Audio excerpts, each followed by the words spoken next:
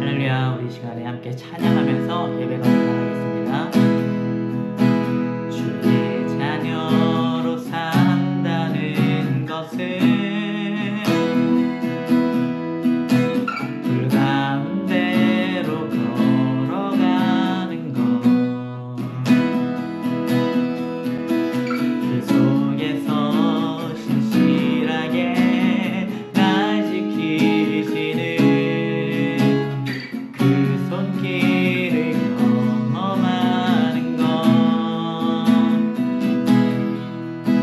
주의 자녀로 산다는 것은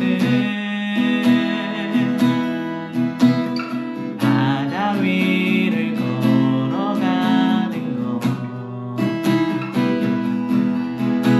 내 온몸을 덮쳐오는 폭풍 속에서 잠잠히 주 바라보는 것, 때론 불 가운데 휩싸일 때도 폭풍 가운데 무너질 때도 주님 내 곁에 함께 하시는 가장 가까이에 함께 하시는, 때론 불 가운데 휩싸일 때도 폭풍 가운데 무너질 때도 주님 내 곁에 함께 하시는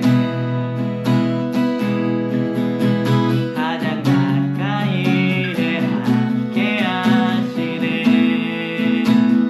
우리가 주님의 자녀로 살아간다는 것은 우리의 삶 가운데 아무런 고난이 없는 삶이 아니라 온전히 주님만을 바라볼 때에 고난과 풍 가운데서도 주님을 바라볼 수 있고 그 가운데서 우리가 평안을 누릴 수 있는 그러한 삶, 하나님만으로 우리가 만족하며 하나님만으로 기뻐하며 하나님의 그 사랑을 전할 수 있는 삶인 줄 믿습니다. 우리가 주님의 자녀됨을 이 시간에 믿음으로 다시 한번 고백하기 원합니다. 주의 자녀로 산다는 것은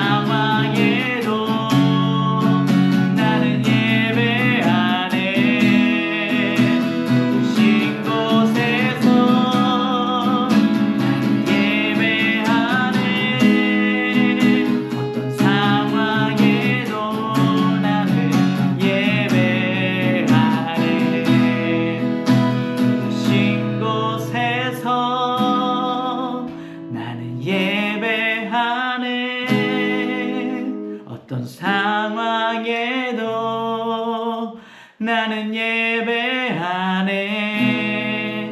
부르신 곳에서 나는 예배하네. 어떤 상황에도 나는 예배하네.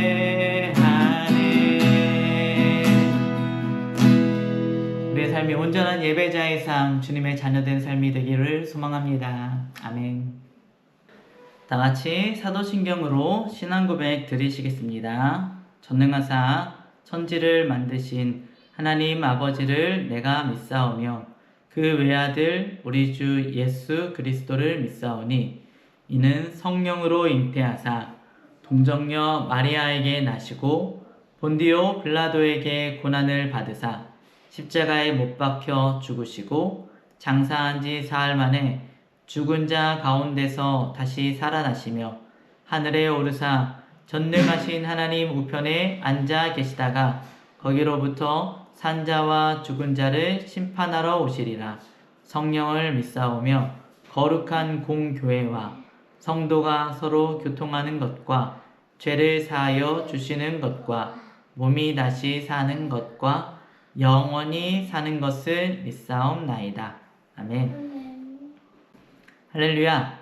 사랑하는 라이트처치 성도님들 참 반갑습니다. 잘 지내고 계시죠? 저는 갑자기 저희 가정이 이제 독일로 가기로 결정을 하면서 지난 한 주간 좀 분주한 삶을 살았습니다. 그래서 이 삶이 분주해지니까 마음이 막 예민해지더라고요. 지난주 저희 설교를 이렇게 한번 생각해 보니까 설교한 거하고 너무 어울리지 않는 모습을 한 주 동안 살아간 것은 아닌가 이렇게 반성하게 되었습니다. 지난주에 저희가 이러한 이야기들을 나누었습니다.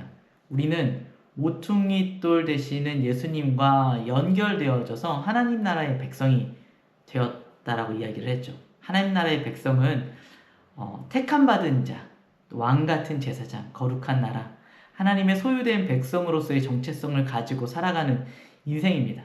그것은 나의 어떠함 때문에 주어진 은혜가 아니라 하나님의 그 이해할 수 없는 그 기이한 은혜 덕분에 우리에게 주어진 축복입니다. 우리는 예수 그리스도의 그 섬기시는 은혜, 베풀어 주신 그 은혜를 통해서 하나님의 자녀가 되었고 하나님 나라 백성이 되었습니다. 이제 우리는 그 은혜를 우리의 삶에 섬김을 통하여서 하나님 나라의 백성다운 삶을 통하여서 하나님을 전파하고 하나님의 그 은혜를 자랑할 수 있는 그런 삶을 살아야 합니다. 라는 이야기들을 지난주에 나누었습니다. 이 말씀을 마음에 품고 또 매일매일 그렇게 살아가기를 다짐해 봅니다. 오늘은 지난주에 이어서 하나님 나라의 백성 2라는 제목으로 이렇게 말씀을 나누도록 하겠습니다. 본문은 베드로전서 2장 18절에서 3장 7절까지의 말씀입니다. 먼저 베드로전서 2장 18절에서 20절 말씀 보도록 하겠습니다. 사환들아 범사에 두려워함으로 주인들에게 순종하되 선하고 관용하는 자들에게만 아니라 또한 까다로운 자들에게도 그리하라. 부당하게 고난을 받아도 하나님을 생각함으로 그 슬픔을 참으면 이는 아름다우나 죄가 있어 매를 맞고 참으면 무슨 칭찬이 있으리요. 그러나 선을 행함으로 고난을 받고 참으면 이는 하나님 앞에 아름다우니라. 오늘 드릴 말씀의 주제가 18절에 한꺼번에 나옵니다. 그건 뭐냐면 순종입니다. 순종. 우리 교회 안에서 순종이라는 이야기를 참 많이 합니다. 순종합시다. 순종해야 됩니다. 이런 이야기를 많이 하는 거 보니까 우리가 참 순종이라는 것에 참 연약한 부분이 있지 않나 그런 생각을 해봅니다. 그런데 죄송하게도 오늘 제가 드릴 이 말씀은 이 순종 중에서도 어쩌면 최고 난이도의 순종이지 않을까. 우리가 하나님한테 순종하고 예수 그리스도께 순종하라고 한다면 역시 하나님이니까 순종해야지. 왕 대신 주님이시니까 순종해야지. 그런 마음이 드는데 이 베드로전서에서 우리에게 순종하라고 하는 그 대상은 누구냐? 우리가 순종할 만한 그런 가치가 없는, 순종할 만한 어떤 자격이 없는 사람들에게까지도 순종하라고 이야기하고 있는 것입니다. 사환들아, 너희 주인이 좋은 사람이어도 순종하지만 너희 주인이 나쁜 사람이어도 순종해야 돼 라고 이야기하는 것입니다. 오늘날 우리가 이런 이야기들을 하면 사람들이 굉장히 싫어합니다. 왜냐하면 부당한 것을 보면은 그것에 대해서 이야기해야 돼. 옳지 않은 것을 보면은 그것에 대해서 저항하고 그것을 바꿔야 돼 라고 우리가 배우고 들으면서 자라났기 때문입니다. 그것이 옳지 않다고 말하고 고쳐지지 않으면요, 막 공권력을 동원해서라도 아니면은 때로는 물리력을 동원해서라도 그것을 고치려고 우리가 애쓰는 것이 맞다고 생각하는 세상 가운데 살아가고 있습니다. 그런데 베드로는 전혀 다른 방법으로 그들의 부당함과 부정직함과 또 옳지 않음에 저항하라고 이야기를 합니다. 베드로가 이야기하는 그 저항의 방법은 바로 순종입니다. 베드로전서 2장 21절에서 25절 말씀입니다. 이를 위하여 너희가 부르심을 받았으니 그리스도도 너희를 위하여 고난을 받으사 너희에게 본을 끼쳐 그 자취를 따라오게 하려 하셨느니라. 그는 죄를 범하지 아니하시고 그 입에 거짓도 없으시며 욕을 당하시되 맞대어 욕하지 아니하시고 고난을 당하시되 위협하지 아니하시고 오직 공의로 심판하시는 이에게 부탁하시며 친히 나무에 달려 그 몸으로 우리 죄를 담당하셨으니 이는 우리로 죄에 대하여 죽고 의에 대하여 살게 하려 하심이라. 그가 채찍에 맞음으로 너희는 나음을 얻었나니 너희가 전에는 양과 같이 길을 잃었더니 이제는 너희 영혼의 목자와 감독 되신 이에게 돌아왔느니라. 순종함으로 저항한다라는 말은 얼핏 들으면 모순된 말인 것처럼 보입니다. 그렇지만 그것은 예수님께서 우리에게 보여주신 어쩌면 입증이 된 가장 효과적인 방법일 것입니다. 본래 베드로는요, 요즘 세상에서 이야기하는 것처럼 칼을 빼들고 저항하는 것을 주장했었던 사람입니다. 예수님이 사람들에게 잡혀가시던 날 그 밤에 베드로는 칼을 빼들었어요. 그리고 말거의 귀를 자르기까지 했죠. 그렇지만 예수님께서는 베드로에게 칼을 내려놓으라고 말씀하십니다. 그리고 십자가를 향해서 걸어가셨지요. 예수님 당시에 칼을 뽑아서 로마에 저항했었던 사람들이 있었어요. 성경에 열심당원이라고 소개되었던 질로츠라는 사람들이 무리가 있었습니다.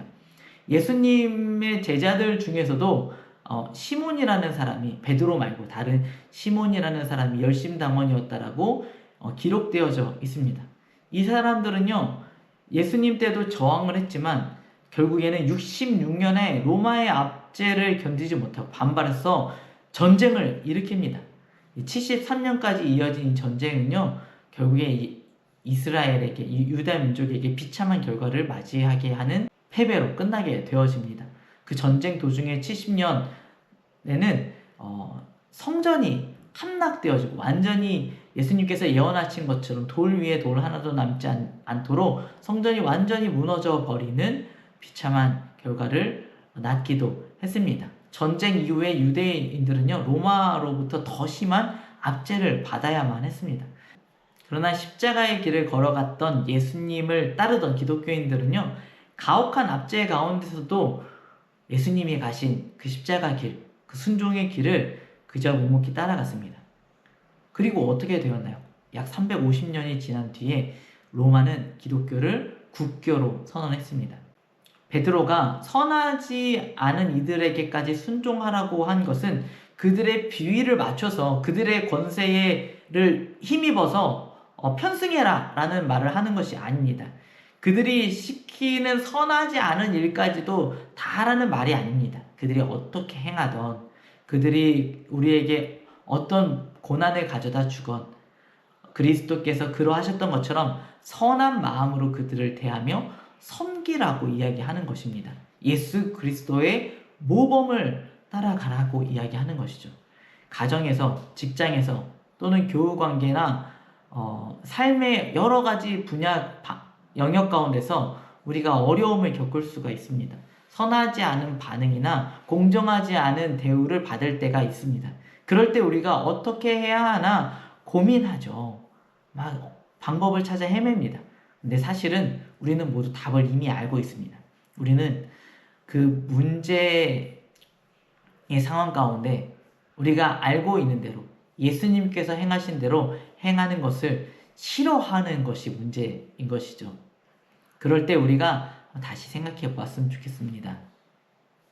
친히 나무에 달려 우리의 죄를 담당하심으로 우리가 죄에 대해서 죽고 의에 대해서 살아날 수 있게 되었습니다. 예수님께서 채찍에 맞으심으로 우리가 나음을 얻게 되었습니다. 이 순종은요, 예수님의 이 순종은 의무가 아니었지만 하나님을 사랑하는 그 사랑으로 하셨던, 또 우리를 향한 그 사랑으로 행하셨던 순종이었습니다. 그럼 우리가 예수님을 따라가는 순종은요, 우리가 억지로 힘들게 해야만 하는 의무가 아니라 하나님 나라의 백성이 된 자들만이 할 수 있는 특권이라는 사실을 우리가 기억하길 바랍니다. 최근에 저희 딸이 이제 한글을 배우기 시작했습니다. 이제 막 교재에 쓰여진 대로 이제 점선이 이렇게 기역, 점선이 이렇게 써져 있으면 그 점선을 따라서 이렇게 그려냅니다. 그러면서 글씨를 배우죠. 그런 과정을 몇 달 혹은 몇 년의 시간을 지나고 나면 한글을 아마 자유롭게 쓸 수 있게 될 것입니다. 예수님이 우리의 본이다라고 성경이 이야기하고 있는데, 그 본은요, 바로 이 어린아이가 글씨를 따라 배울 때에 따라 쓰도록 미리 쓰여진 그 바탕이 되는 글씨를 의미한다고 합니다. 우리도 예수님의 발자취를 그냥 그대로 밟고 따라가는 것입니다. 제가 설교를 할 때 예화를 많이 쓰지는 않는데 손영원 목사님의 이야기가 생각이 났어요. 손영원 목사님은 여수 순천 반란 사건 때에 목사님의 장남과 차남인 동신과 동인이 공산당원인 안재선이라는 청년에게 목숨을 잃게 됩니다. 이후에 그 안재선이라는 청년이 붙잡혀서 사형이라는 형벌을 받게 되었는데, 손영원 목사님이 이제 탄원을 하죠. 내가 이 청년을 용서하고 이 청년을 양자로 삼겠으니 죄를 면해달라라고 탄원을 합니다. 그리고 실제로 그 탄원이 받아들여지고 이 안재선이라는 청년은 손영원 목사님이 양자로 받아들여지죠. 나의 두 아들을 죽인 원수를 사랑으로 용서하며 양아들 삼겠습니다 라는 손영원 목사님의 기록이 남아 있습니다. 이 손영원 목사님의 이 사랑은 하나님의 그 사랑을 어쩌면 정말로 그 본을 따라간 것처럼 고스란히 닮은 하나님의 사랑을, 예수님의 사랑을 닮은 그런 모습이지 않습니까? 제가 예화를 잘 쓰지 않는 이유가 무엇이냐면, 너무 대단한 믿음의 예화를 우리가 들을 때 가끔은 우리가 저런 사람이니까 하는 거지 나는 못해, 이런 주눅드는 마음이 들 수 있기 때문인데요. 그러나 우리도요, 그런 믿음의 사람이 될 수 있습니다. 왜냐하면요, 손영원 목사님과 동일한 사랑을 우리도 받았기 때문입니다. 그런 사랑의 순종이요, 꼭 대단한 상황 속에서만 나타나는 것이 아니에요. 모든 사람이 다 경험하는 게 아니잖아요. 아들이 죽고 딸이 누군가에게 살해당하는 것을 모든 사람이 경험하는 일은 아니잖아요. 그런 일을 경험하지 않았다고 해서 우리가 이 사랑의 실천을 본을 따라갈 수 없는 것은 아닙니다. 어쩌면 우리의 일상 가장 가까운 곳, 우리의 가정 가운데서 가장 먼저 이 사랑의 본이 나타나야 하는 것 같습니다. 베드로전서 3장 1절에서 2절 말씀 한번 보도록 하겠습니다. 아내들아, 이와 같이 자기 남편에게 순종하라. 이는 혹 말씀을 순종하지 않는 자라도 말로 말미암지 않고 그 아내의 행실로 말미암아 구원을 받게 하려 함이니 너희는 두려워하며 정결한 행실을 봄이라. 어려운 말이죠. 아내들에게 하는 말로 시작을 하지만 그것은 당시 사회가 여자들에게 더 가혹한 사회였기 때문에 아내들에게 라는 말로 시작을 한 것입니다. 아마 지금과 같은 사회상이었다면 부부는 서로에게 순종해라 라는 식으로 쓰였을 수 있어요. 그런데 누구에게 순종하라고 하냐면 믿지 않는 그 배우자에게 순종하라고 이야기하는 것입니다. 믿는 것 때문에 핍박하고 믿는 것 때문에 나를 어렵게 하는 그 배우자에게 순종하라고 이야기하는 것입니다.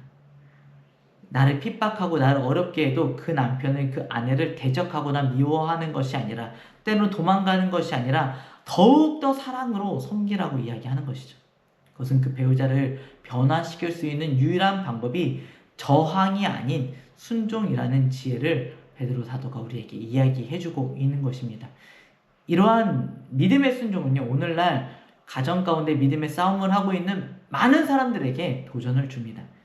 믿지 않는 배우자와의 삶이 필연적으로 다툼을 불러일으키게 됩니다. 왜냐하면 서로 다른 것들을 바라보면서 다른 가치관으로 살아가고 있기 때문입니다. 그러할 때 우리가 강압적으로 다가가고 억지로 설득하려고 한다면 오히려 하나님 앞에 돌아오는 것이 어려울 수 있습니다. 예수님을 닮은 순종이 그 아내를 또 그 남편을 변화시킬 수가 있습니다. 예수님 믿는 그 배우자가 무엇을 두려워하고 누구 앞에 정결한 삶을 살아가고 있는지, 또 그 결과가 왜 나를 향한 순종으로 나타나는지 그것을 깨닫게 되어질 때에 하나님의 사랑을 느낄 수 있게 되지 않을까 생각을 합니다. 베드로전서 3장 3절에서 6절 말씀입니다. 너희의 단장은 머리를 꾸미고 금을 차고 아름다운 옷을 입는 외모로 하지 말고 오직 마음에 숨은 사랑을 온유하고 안정한 심령에 썩지 아니할 것으로 하라. 이는 하나님 앞에 값진 것이니라. 전에 하나님께 소망을 두었던 거룩한 부녀들도 이와 같이 자기 남편에게 순종함으로 자기를 단장하였나니 사라가 아브라함을 주라 칭하여 순종한 것 같이 너희는 선을 행하고 아무 두려운 일에도 놀라지 아니하면 그의 딸이 된 것이니라.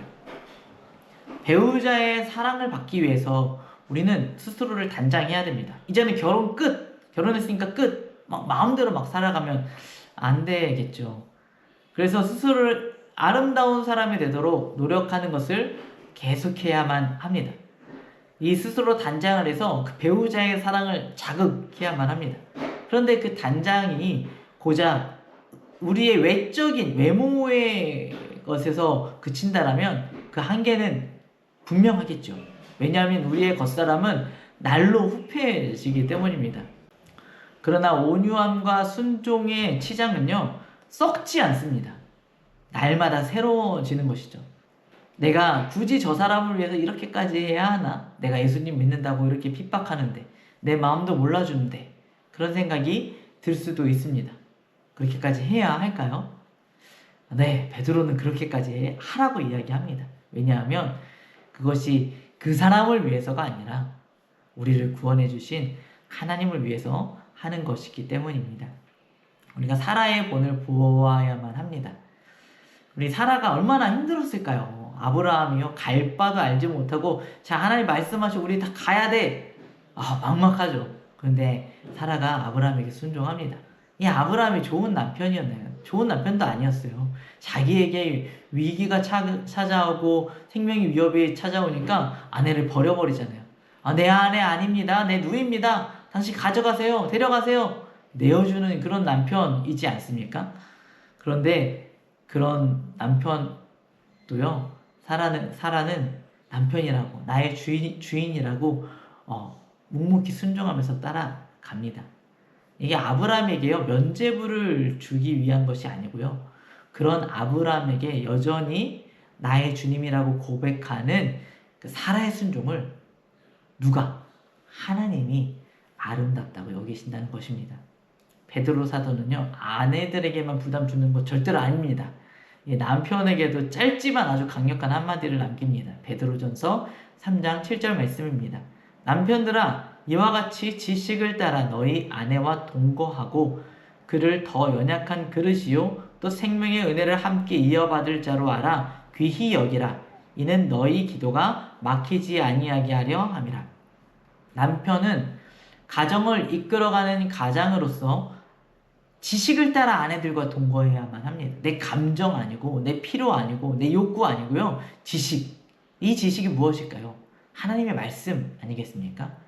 우리의 가정을 올바르게 세울 수 있는 핵심은요, 하나님의 말씀 가운데 있습니다. 나만 열심히 말씀 읽고, 나만 열심히 하나님 믿고 끝낸다고 해서 그 가정이 올바로 세워지는 것이 아니라 부부가 같은 마음으로 또 같은 말씀으로 우리가 살아가야만 합니다. 같이 말씀을 읽고요, 같이 묵상을 하고 같이 기도하며 나아가야만 합니다. 부부는 한 생명을 받은 한 공동체입니다. 아내가 살아있지 않으면 남편도 살아있을 수가 없습니다. 반대로 남편이 영적으로 죽어 있다면 아내도 영적으로 살아나기가 어렵습니다. 함께 살아나야 한다. 그러므로 내가 살아나기 위해서라도 여러분의 아내를, 여러분의 남편을 영적으로 살려내는 데에 최선을 다하시기를 주님의 이름으로 축원합니다. 하나님의 백성으로 살아간다는 것은 쉽지 않은 길입니다. 때로는 부당한 대우 가운데서도, 억울함 가운데서도 가정과 직장에서 순종으로 살아가야 한다고 이야기합니다. 그러나 우리의 주님 예수 그리스도께서 먼저 그 순종의 길을 걸어가셨습니다. 십자가 앞에서도 욕하지 않으시고 고난 가운데서도 공의로우신 하나님을 바라보았습니다. 그 길이 생명의 길이 되고 구원의 길이 되었습니다. 오늘 이 말씀 우리 마음가운데 새겼으면 좋겠습니다. 순종은 억지로 짊어지는 멍에가 아닙니다. 하나님의 사랑을 경험한 사람만이 할 수 있는 특권입니다. 우리의 가정에서, 부부관계에서, 또 직장과 교회 공동체 속에서 주님을 본받아 순종과 사랑으로 섬길 수 있는 그러한 라이드 처치 되기를, 또 제가 되기를 주님의 이름으로 축원합니다. 이 시간에 함께 기도하도록 하겠습니다. 사랑이 많으신 주님 감사합니다. 하나님, 우리에게 다가오는 삶의 여러 가지 상황들이 내 생각 같지 않고 내 마음에 들지 않고 나의 뜻과 다를 때가 얼마나 많습니까? 하나님, 정의롭지 않고 공정하지 않고 나에게 불리하기만 한 이 세상의 문화 가운데서 하나님께서 그러함에도 나에게 순종하라고, 나에게 부당하게 대하는, 나에게 악하게 대하는 그 사람에게도 순종하라고 말씀하신다라면 하나님, 우리가 하나님께서 나에게 베풀어 주신 그 사랑을 가지고 순종을 결단하며 나아가기 원합니다. 예수 그리스도께서 부당하게 십자가를 짊어지심에도 그 사랑으로 순종하셨던 것처럼 우리도 예수님을 따라 그 십자가의 길을 걸어가기 원합니다. 하나님, 믿지 않는 가정 가운데, 믿지 않는 친구들 가운데에 그들이 복음을 받아들일 수 있도록 하나님, 내가 사랑으로 섬길 수 있게 하여 주시옵소서. 그들이 나를 잘해주기 때문이 아니라 하나님, 그들이 복음 가운데 올바로 설 수 있도록 하나님, 내가 사랑으로 섬기기 원합니다. 특별히 가정 가운데 주의 말씀이 서게 하여 주옵시고, 기도가 서게 하여 주옵시고, 하나님의 생명으로 하나 될 수 있는 믿음의 가정에 설 수 있도록 하나님 역사하여 주시옵소서. 각 가정들마다 하나님이 주인 되어 주시는 아름다운 가정 되게 하여 주옵소서.